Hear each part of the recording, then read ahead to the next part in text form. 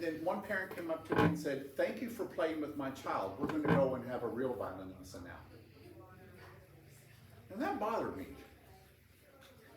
So I said, "Well, am I just a clown who is playing with the children? And then my only purpose in life is to entertain the children, and then they're really learning from someone else who is serious and who is strong with them and with them, and you must learn whether you like it or not, right?" And so I really, this bugged me. And so I've spent the last 20 or 30 years of my life exploring educational philosophy, neuroscience, and the theories of why music is a part of our lives and why music should be part of your children's educational experience. All right? And I am happy to report that I am not a nut. Right? I'm not just a clown. Right? There is solid educational, neuroscientific principles behind everything I've done with your children this weekend. Right? And then what I'd like to do is to kind of share some of the main ideas or points with you so you can kind of understand this, and so that you can take a deep breath, you can feel comfortable working with your own children, you can relax, and then maybe your children will start to have more motivation, it'll be more fun for them, right? They'll want to do it more, they'll get more out of it, right? And then they'll be doing music for the reason that music exists in their life. Right? So let's start with the biggest point. Why study music at all? Well, actually we should, because in the public schools, the first thing that always happens is when they have a budget cut, they cut out music. So music must be the least important thing in our children's lives, right? No. Actually, music is one of the most important things in our children's lives, right? So it gives our children a chance to have personal expression, right? It gives them a chance to express themselves, right? And that's important for children, right? We just want our children to be these little robots that just pay attention, do your thing, go to school, be the robot, come home. But children are unique, individual human beings who have a right to express themselves.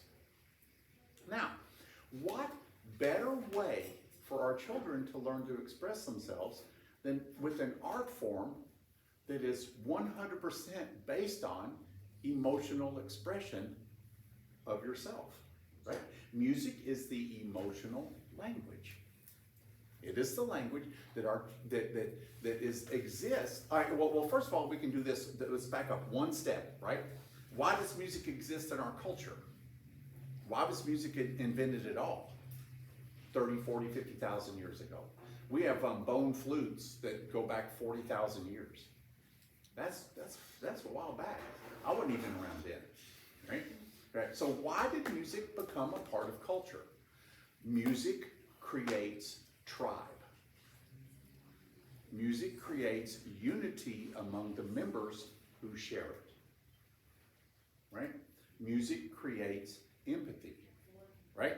It's hard to kill somebody that you're having fun with. Now, that puts it really simply, I know, right? So here's the neat thing about music, right? We're so dichotomous these days, right? You're Republican, you're Democrat. Did I hit any nerves? I'm sorry. Did I say the dirty words? Right? We're rich, we're poor, we're old, we're man, we're woman, we're religious, we're not religious. We have this natural want in our lives to create the in and the out, right? And then all these other tribes that we create, our religious tribe, our political tribe, right? They all have some people who are excluded. Wouldn't it be great if there was a tribe that we could create that included everybody? I think you're way ahead of me. It's music. We all feel. We all have joy. We all have sorrow. We all experience pain. We all experience loss. We all experience apprehension. We all experience anxiety, right? All of those things are expressed in music. When we are playing music, everybody is included because there's nothing in music that is anything except human. And we're all humans. Right? It's no wonder that it's the musicians that are talking about, all it takes is love. Right? Right? We're the ones out there screaming at the world, can't we see what we all share together instead of what divides us? And music is that tool. I played with people who were white, black, brown, old, young, rich, poor, religious, not religious, Republican, Democrat. And when we're doing music together, we're expressing the similar things. I can express the loss of my wife, right? I lost my wife to cancer recently, right? So I can express that. Another person who's experienced loss, it doesn't matter what other tribe they're in their human tribe. If they've experienced loss, then we can share that together and be empathetic and hopefully get along with each other. There it is basically. Now, is that an important skill that you think that our world needs today? I don't know. I think that music teachers are probably amongst the most important people on this planet right now. Right? So you really should double your teacher's salary. I know it's not going to happen. I told her I'd work for her. Right? Okay, so anyway, so the idea is that we are the ones that are out there allowing the children to explore what humanity means, what it means to get along in the world, and what it means to coexist. And to me, I would drop everything else. One famous neuroscientist said that he felt that creativity was more important than literacy. And everybody stood up and applauded because they understood it. Yeah, right? This understanding, right, of how I can express myself and have other people empathize with that. Now, there's the neuroscientific study. I'll do this one real quick, then I'm going to go on to some of the other points. They did a study where they took a researcher and that they divided the kids into two groups. The kids were all the same. Both groups were the similar groups. They were, the same, right? And one group of kids, the researcher picked the small children up, age 1, 2, and 3 years old, and experienced 3 minutes of sharing music together. The other group, the researcher did not see. They went home. The next day they came in and the researcher was behind a desk. They brought the children in and the researcher knocked a pencil purposely, but accidentally for the child off the desk and feigned anxiety and stress at not being able to get the pencil. Oh, I can't reach the pencil. Oh, I'm so sad. I can't get the pencil. Right? In over 90% of the cases where the researchers had spent 1 3-minute session experiencing beauty and empathy together through music, 90% of the children, even as early as toddlers who could barely walk, responded to the other human being, went over and picked up the pencil and gave it back to the researcher. The other group, and you got to understand, in statistics, in 60-65%, you're starting to talk, hey, that's some pretty statistical important stuff. We're talking 90%. 90% of the children that the researcher did not spend a personal time creating an empathetic relationship through music, 90% of those children chewed on the pencil, threw the pencil away, cried, or just left the room. Now, that's 1 3-minute empathetic musical experience with the child. Imagine if your child could have a 30-minute empathetic experience every single week for about 12 years. It's called music lessons. Isn't that cool? Yes. All right. So here's the idea. Creativity is a kind of a special animal.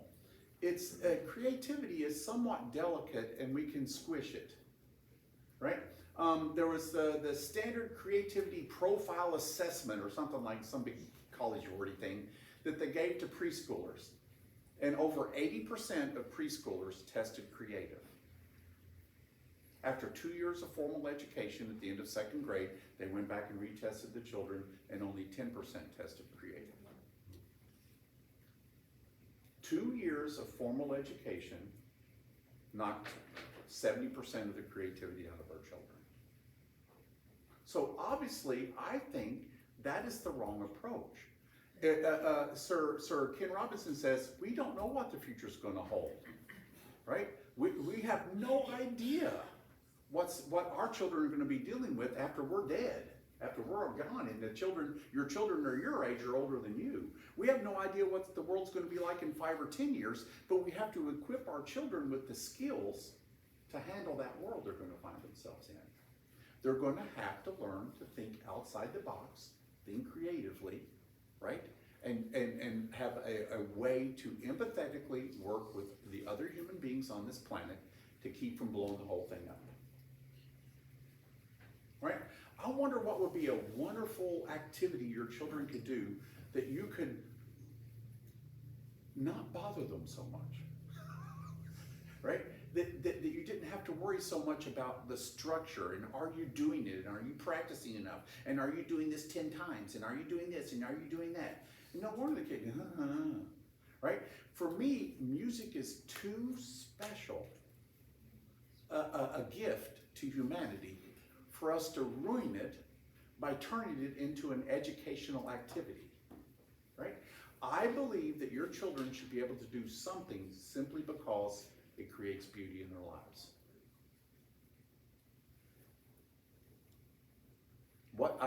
Is there anything out there that might fill that bill? Music. It is just ideally positioned above all the arts, above art, above dance, sculpture, painting. Music is the one that deals directly with our humanity and our emotions and our relationship to other people, right? So I would charge you to focus on what it is that music has to offer your children the most, which is the creativity, the empathy, and the learning to coexist in this world and understand the humanity in other people. There we go. That's what I want your children to get out of music. And that's why I teach them the way that I do. You know, our kids are starved for chances to be creative, right? And use their imagination. Did you notice last night, as soon as I started getting them turned on with the little stories and imagination, I couldn't shut them up? Well, let's do this one. No, this one. No, this is the story. No, this is what happens, right? They just love to explore in a non-threatening environment, right? The creativity and the emotions that will become a large part of their life and their ability to coexist and relate with other people, right? So here's my list of little itty bitty teeny tiny polka dot bikini things for you, right? So I don't know if she's recording it, hi, right? But if you want to take notes or whatever, right, then you can a little bit, right? One of the first things that I try to do with the children goes back to, what's his name? Who wrote the Outliers? Malcolm Gladwell? Anybody read that book? He's the one who came up with that idea that you have to do something in 10,000 hours to master it, right? But neuroscience, good old Maxwell, I love him to death, he was wrong, right? They actually did a true scientific study where they took children who did take an activity and several children did the 10,000 hours, and there was up to 70% difference in how far they got. So this child did 10,000 hours, this child did 10,000 hours, this child did 10,000 hours. One of them was on Tchaikovsky Concerto and one of them was on Book 4. What's the difference? It's the mindset that you have while doing the activity, right? And the way that you do the activity, right? So if you want to know the scientific terms, here they are. Interleaved and varied training. It's called interleaved and varied training. Now there's a simple, dumb way to explain it, but it'll get across the fastest. They took a group of people who were the same, they divided them into two groups, they were similar, male, female, you know, everything, they were similar groups. There was, in other words, one group wasn't athletes and the other were ballerinas, right? They were similar groups of people, physically, emotionally, whatever, age-wise and that kind of thing. and they taught them to do beanbag toss. One group had to do the beanbag toss exactly the same way. They had to bend their knees the same amount, they had to stand in the same place, they had to throw the beanbag at the same speed, try to do the same arc every time, and just do it the same way, over and over and over again. And they practiced for an hour to an hour and a half each day, right? The other group, they let them throw with their left hand, they let them throw with their right hand, they let them not bend their knees, stand to the left of the box, stand to the right of the box, go shorter, go longer, throw it higher, throw it more direct, throw it slower, and throw it faster. And they didn't make them practice for an hour and a half a day. They let them practice 10 or 15 minutes one day, let them practice an hour the next day, and let them practice 45 minutes the next day, and 20 minutes the next day, right? And then at the end of a month, they put them together and had the cornhole contest. And guess who destroyed whom? The ones who practiced in a varied and interleaved way. Absolutely destroyed the other people. Because through the variety of looking at the problem through different angles and doing different things and exploring different parameters, they gained more control than the simple repeating it over and over and over again. Now, how many of you heard do it 10,000 times? Right? So we expect our students to go, No, you moved your bow 2 centimeters per second faster that time, right? But did you notice the way that I taught your children over the past 2 days, right? We did lightly snow, lightly, let's see, no, Aunt Rhody goes down on the farm, Aunt Rhody goes to Antarctica, Aunt Rhody and dies, freezes, right? We did Aunt Rhody, I've got like 20 or 30 different ways to do Aunt Rhody, right? And they require that students have solved different problems. But the whole idea is that by doing it in an interleaved and varied way, the varied way allowed for them to have what? Variety and motivation, and kept their interest because I wasn't just asking to repeat it over and over again. Imagine someone telling you have to draw a picture. You have to do the same paper, the same creature, the same colors, and the same size, and the same picture every day. And you have to do 500 copies of that. Go. After about the 14th one, you're going to do what?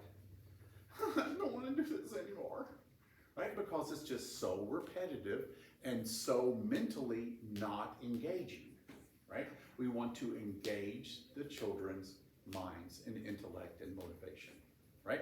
By letting them do it different ways, we do that, right? And it really does empower the student.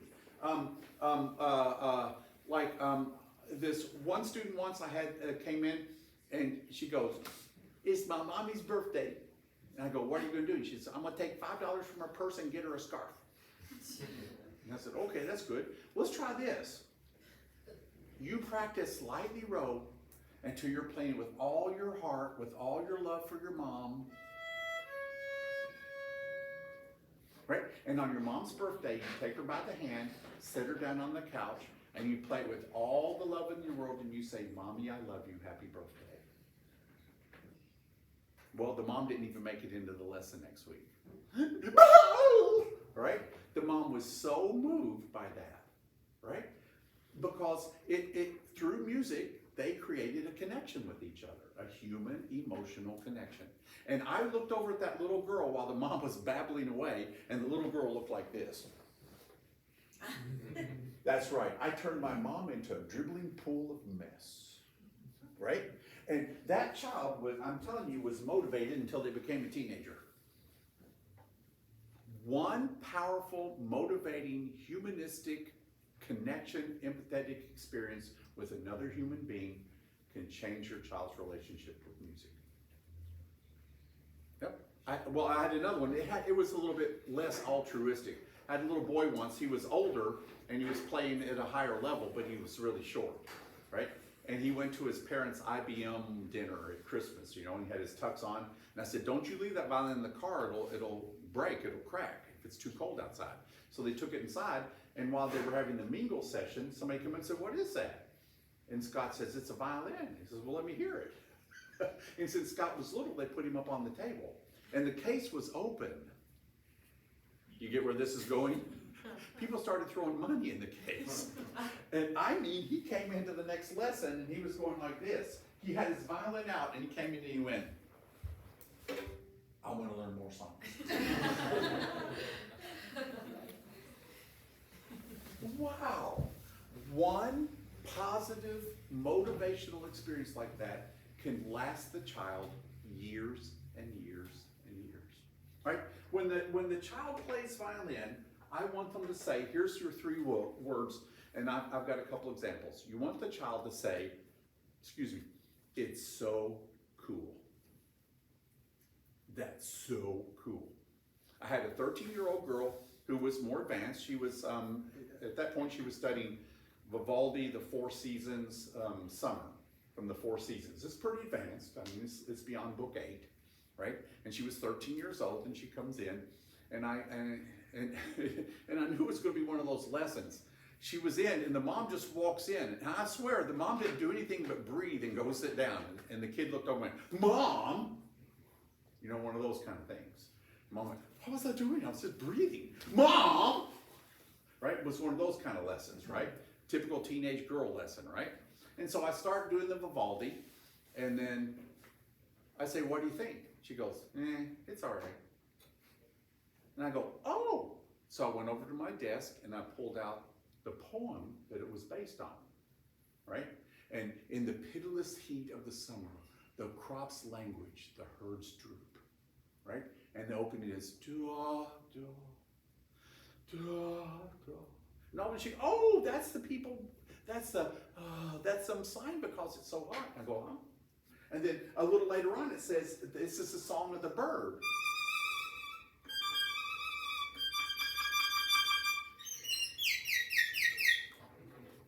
No, that wasn't in the Vivaldi, that's Durbin. But it should have been in the Vivaldi. And she goes, whoa, do me more. And so we went through the whole thing, and we did the breeze. That's the gentle breeze blowing the trees, and we did the tornado.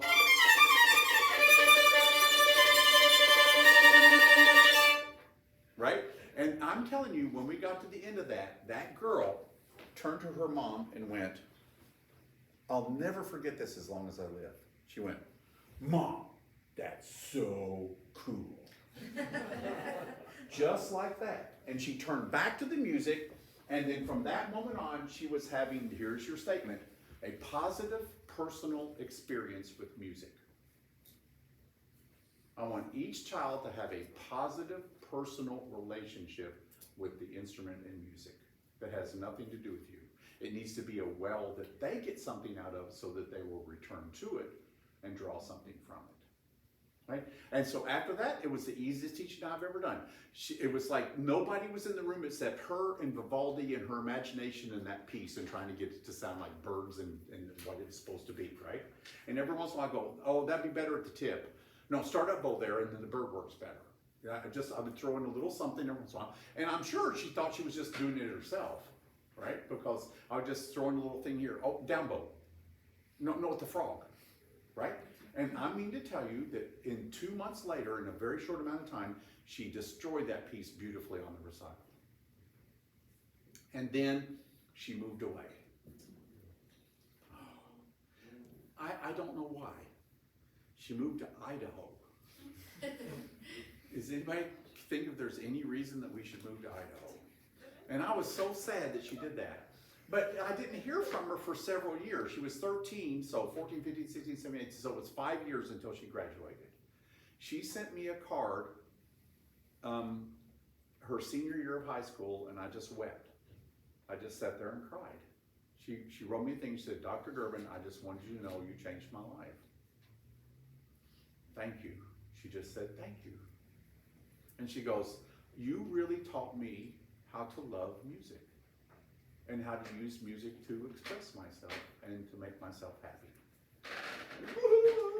And then there was a little DVD and a program there, and I picked it up, and she had kept doing violin in Idaho. Yes, there are music teachers there.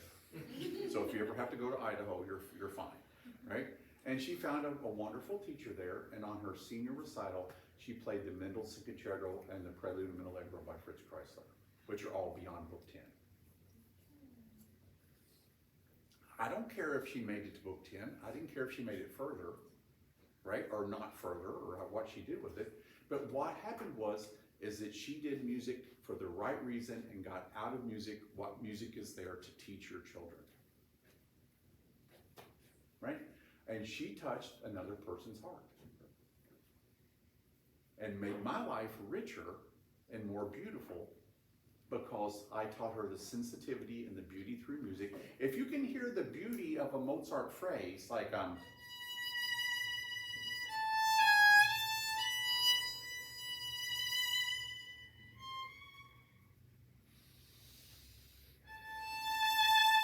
mean, if you can really feel the humanity and the beauty and the sensitivity of that, right? And then you think, another human being is so much more than a simple musical phrase. If I can see beauty in that, how can I not see the beauty in another human being? And that's what music is here to teach us. How to create beauty, how to see beauty, how to seek beauty, and how to understand beauty. Right? I've got this new thing now that I'm old. I want to spend the rest of my life, however long or short it may be, surrounding myself with beauty. And my life has come down to a very simple concept. I want to be around beautiful things. And what's the best beautiful thing to be around? Other human beings who are beautiful. What can help teach your children to be beautiful people?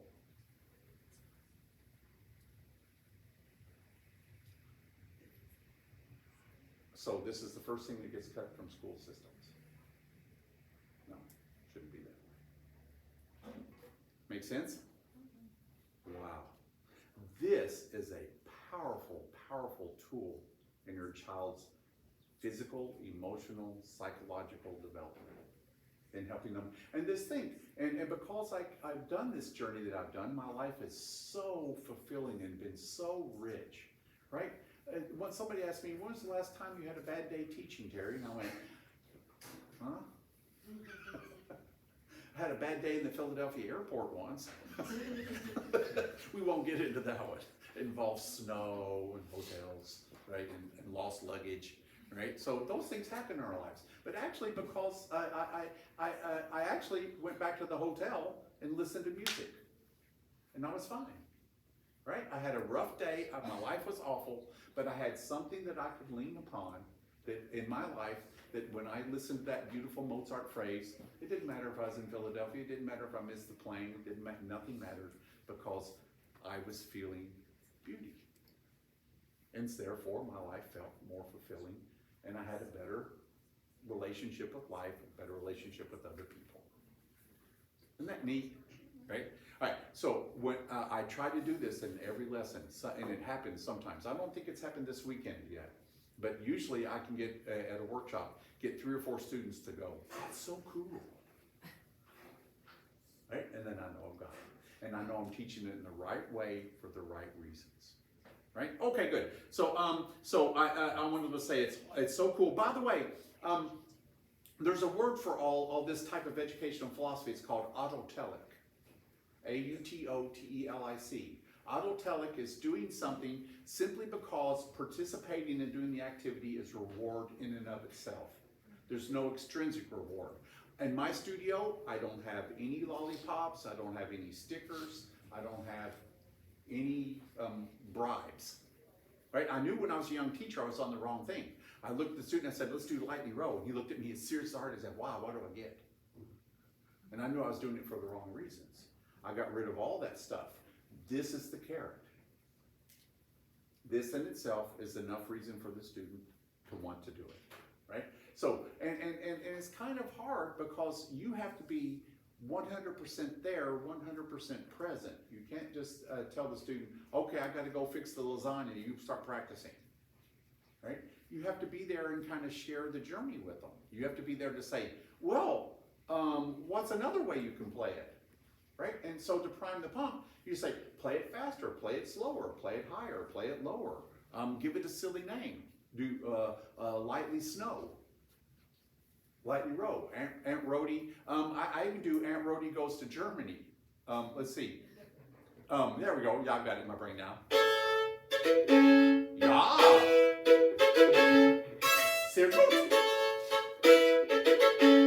I turned that piece from 4/4 into 3/4, which is very, very hard to do and very esoteric and very high level intellectually to do.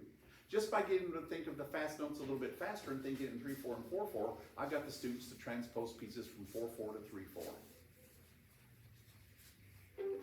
Wow, right? Just by saying, let's do Aunt Rhody Goes to Germany, right? Those kind of ideas, right? Does anybody know what liminal thinking is? Right? Liminal thinking is where we take two ideas that we know what they are, and then we put them in a blender, and we mix them up, and we get something that is unique and new, that is recognizable as a new thing, right? Here's the dumb example: daylight, dark, twilight. Right? Everybody knows what twilight is. It's a unique thing, but all twilight is, when they first discovered it, was half daylight and half dark mixed together, right? They asked Steve Jobs, how were you such a genius and thought up the iPhone? And he wrote in his memoirs, I was embarrassed when people asked me that. Because he said, all I did was I took a computer and a phone and an MP3 player and put them together. If only it were so easy. Yes, there we go. But by teaching your children this creativity now, then pretty soon, what I'm doing is I want them to be creative, and I want to teach them to think outside the box and have these kinds of experiences, these different types of ideas of putting things together liminally. That someday, I tell the students this, I prime the pump, I say, you know, the reason I'm teaching you like this is someday you're the one that's going to be able to figure out how to cure cancer by taking this and this and putting them together, and you're going to cure cancer. Or you're going to figure out how to power the world without pollution. And I really believe that it's my job as an educator to teach those children how to think. Einstein said, education is not the learning of facts, but training of the mind how to think. This helps your children learn how to think, right? There are no shortcuts. You just have to be able to do it. Like being able to do your piece all down bow.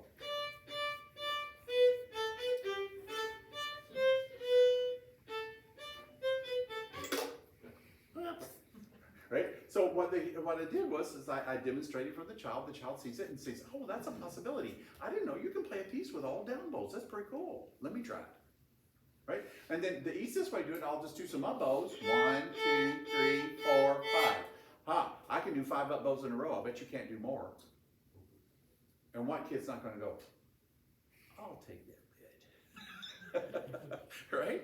I've self-motivated them to take an idea and to take it and run with it on their own. Right? All right, and that's an idea. Let's see. How am I doing on time? I'm almost out of time. Right? I'll do a couple more points. Another idea in educational philosophy is authentic thinking, authentic learning. Authentic learning is when you teach a subject in such a way that it has a direct relationship with something real in the child's life. In other words, it has meaning in the child's life. Right? How do you make music have meaning in a child's life? I go, have you ever had one of those days? And my child's not going to relate to that. I go, well, you know, yeah, me too.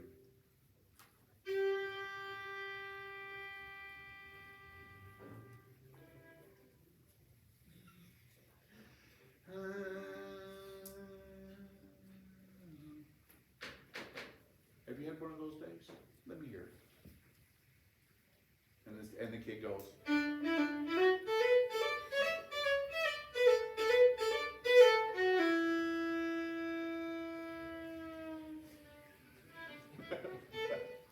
You got it. There you go. But by teaching that, I didn't just say slow your bow down by 1 centimeter per second squared and make the dynamic go down 2 decibels per second over the course of 4 beats at 80 to the quarter, right? And then end at a decibel of 62.4, right? That has nothing to do with the child's life. That's not authentic in the child's life. That doesn't relate to the child's life. That's why with the small children, I have a lot of body noises involved in my violin teaching. Right? There's lots of burps. There's lots of other stuff. Right? And they can relate to that because that's part of their existence in their life. That is called authentic learning. Try to find a way to make the music relate to their lives. And that's authentic learning, and that helps too, right? All right, good. All right, good. And let's see. Oh, yeah. Okay, we might as well do what I'll just keep doing these points until I run out of them, or until I see that you're passing out, and I'll stop.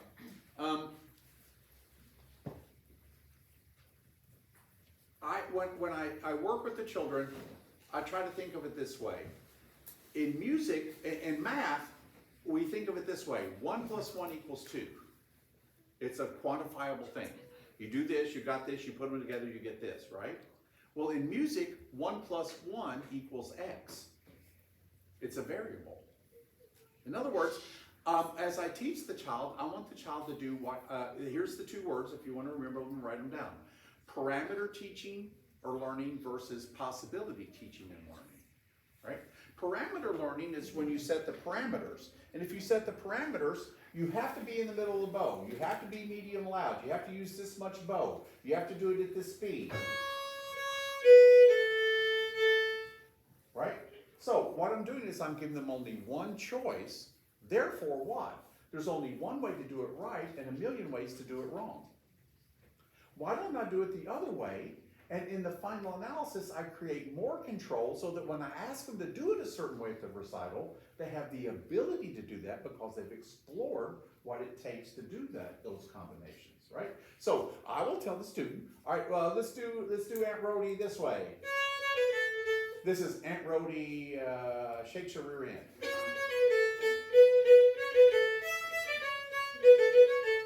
Now do Aunt Rhody broke her leg.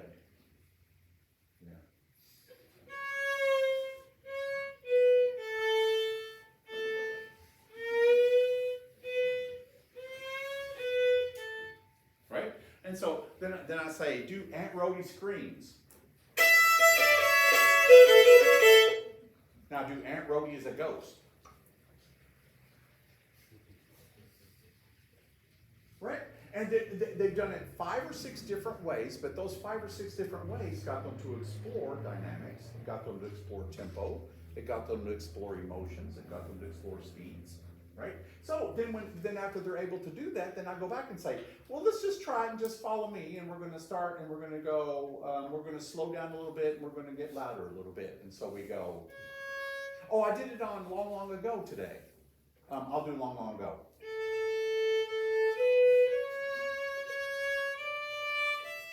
Here it comes. Right? And how did I make it authentic learning? I say you're reaching up and you're picking an apple. Do, do, do, do. There's an apple. Do, do, do. Reach up and get that apple. Right? And that's the longing of that note. That when they get a little bit more advanced, I'll be able to explain that in a very deep way with the Mozart Adagio in E major. Right? But I'm getting them to explore those possibilities in playing rather than saying you have to do it one way. I would much prefer that when you work with your children, right, that you give them choices. Here's some, right? What do you want to play first? When do you want to practice? Right? How do you want to play that? What's the new story to that piece? Those kinds of things, right? And then sit back and enjoy what the children give you. Right? So, and then my students, everybody comes to me, and like some teachers will come and say, Durbin, wow, your students play really well. I want to come watch you teach. And they come watch me teach, and all I'm doing, one teacher came up to me and said, what was that?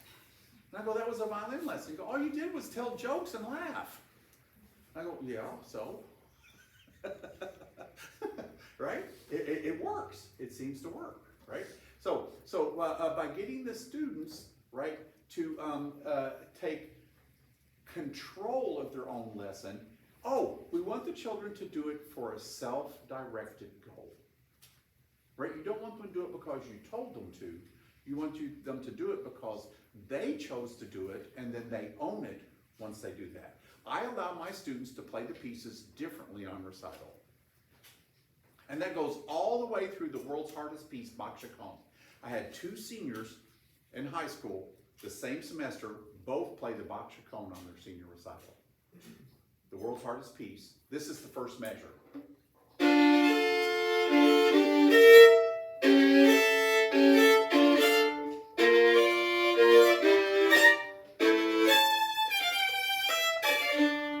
And it goes on, see, Guido died for that. It goes on like that. That's the easy measures. It goes on like that for 13 minutes. How do I develop a student, first of all, who would even want to go spend 13 minutes to get through a piece that hard, right? Right? Because of the way that I taught them when they were coming up and how we approach the music, right? And so they said, well, all you do is tell jokes. Here's the thing. I did this all weekend. I lied to the children. And then when I tell them a true one, they don't believe me. I lied to them all weekend, and I tell them Bach had 20 children. No, he didn't. You're lying. Right? But what am I doing by lying to them? I'm not maliciously lying. I'm educationally lying. Right? I'm giving them a lie which makes them not just think that I'm this purveyor of information, that they just take it face value, that they have to think about it, and it has to be understandable to them, and they have to believe it, and if they don't believe it, they look it up. I have kids come back the next week and show me Wikipedia articles. And they go, "You lied." And I go, "Well, yeah." But now you know the real reason, right? And I do that. So lying to the children is a good way to get them to think. You know another good way? Yes, it's true. It is true. Another good way to get the children to think is through jokes. Now, I want to explain this neuroscientifically. Why does a joke work, and what is the purpose of a joke in the brain? We know, first of all, it's not just in one region of the brain. Hopefully you know that. The brain, all the regions of the brain are firing pretty much at all times, right? But information is stored in different parts of the brain, right, to recall, right? The left side of the brain is more logical, analytical, mathematical. The right side of the brain is more creative, fanciful. The right side of the brain is concerned with empathy, concerned with personal relationships with individuals. This is concerned with ideas, the dead, the generalities, right? And there's a region in your brain where the eureka moment happens when you have a oh idea. When you have that eureka moment. It's the N200 part of the brain right above your right ear. I find it very funny that when we have an idea, we go, oh. We actually touch the part of the brain where it happens, subliminally, right? So what happens when you tell a joke is, you set up a logic in the left side of the brain, and then the joke breaks that and forces the creative side of the brain to understand what the discontinuity is and to put it together with what was logical and to find where the disconnect is and find the humor in that, the fun in that, right? Knock, knock. Who's Who's there? Why'd the chicken cross the road? No, to answer the door. Didn't you hear them knocking? What just happened in your brain was a miracle, right? Right? I took a knock-knock joke, I took a chicken joke, I put them together, I forced you to think of each of them logically, then I broke that logic, but it made sense in the end because I brought them together. There you go. That is another one that neuroscience talk about is talk about even just to mention big things. Like sometimes a student will come in and I go, do you know how big the ocean is? It's like big.